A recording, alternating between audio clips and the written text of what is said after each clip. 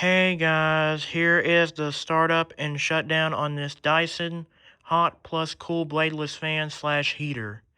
So here it is. Here's the unit itself. Right here is the remote control right here. It comes included. And let's go ahead and turn it on. So let's go press the power button on the remote. And here it is turned on. And also the display on the bottom lit up, and also the power button on the unit is lit up. So they both light up.